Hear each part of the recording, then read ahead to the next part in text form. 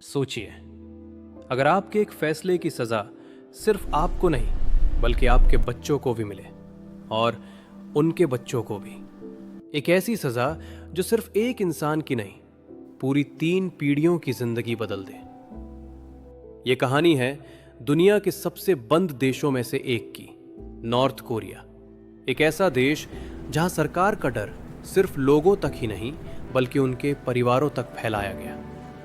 1970 के दशक में इस देश के अंदर एक खामोश लेकिन बेहद डरावनी नीति लागू थी। इस नीति का नाम था 3 जनरेशंस पनिशमेंट। कोरियाई भाषा में इसे कहा जाता था येन जवाजे। इस नियम के अनुसार अगर किसी एक व्यक्ति पर भी राज्य के खिलाफ जाने का शक हो जाए तो सजा सिर्फ उसी को नहीं मिलती, उसकी पत्नी, उसके माता पिता, उसके भाई बहन, उसके बच्चे और कई मामलों में उसके पोते पोतियों तक को सजा दी जा सकती थी। इस फैसले के पीछे होती थी एक सरकारी संस्था, मिनिस्ट्री ऑफ स्टेट सिक्योरिटी। यही संस्था तय करती थी कि कौन देश के लिए खतरा है, और कई बार यह फैसला टिका होता था सिर्फ एक रिपोर्ट पर या कभी-कभी सिर्फ एक शक पर।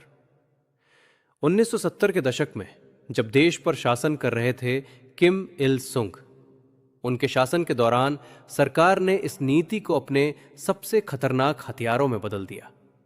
क्योंकि अगर सिर्फ एक आदमी को डराया जाए तो शायद वो विरोध कर सकता है, लेकिन अगर उसकी पूरी आने वाली पीढ़ियों को खतरे में डाल दिया जाए तो डर कई गुना बढ़ जाता है। यही डर सरकार चाहती थी। कई मामलों में आरोप बहुत छोटे होते थे। किसी ने विदेशी रेडियो सुन लिया, किसी ने सरकार के खिलाफ कोई टिप्पणी कर दी, किसी ने देश से भागने की कोशिश की, या कभी-कभी किसी पड़ोसी ने सिर्फ एक झूठी शिकायत कर दी, और बस इतना ही काफी होता था। फिर शुरू होती थी एक जांच। मिनिस्ट्री ऑफ स्टेट सिक्योरिटी के अधिकारी उस व्यक्ति के पूरे परिवार की जानकारी इकट्ठा करते थे। कौन उसके रिश्तेदार हैं, कौन कहाँ रहता है, कौन उसके संपर्क में आता है और कौन संदिग्ध माना जा सकता है। फिर एक दिन अक्सर रात के अंधेरे में एक ट्रक उस घर के सामने आकर रुकता था। दरवाजे पर जोर की दस्तक होती थी। परिवार के लोग जाग जाते थे और दरवाजा खुलते ही अंदर आते थे सरकारी अधिकारी। वे कहते थे कि परिवार को पूछताछ के लिए ले जाया जाएगा, लेकिन बहुत बार वो पूछताछ कभी खत्म नहीं होती थी। परिवार को ट्रक में बैठाया जाता था और उन्हें ले जाया जाता था राजनीतिक कैदियों के कैंपों में, जिन्हें कहा जाता है क्वान लिसो।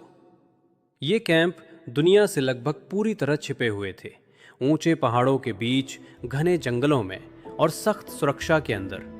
बाहर की दुनिया को इनके बारे में लगभग कुछ भी पता नहीं था। इन कैंपों के अंदर कैदियों को हर दिन कठोर मेहनत करनी पड़ती थी। कोयले की खदानों में, जंगलों में पेड़ काटते हुए या खेतों में काम करते हुए।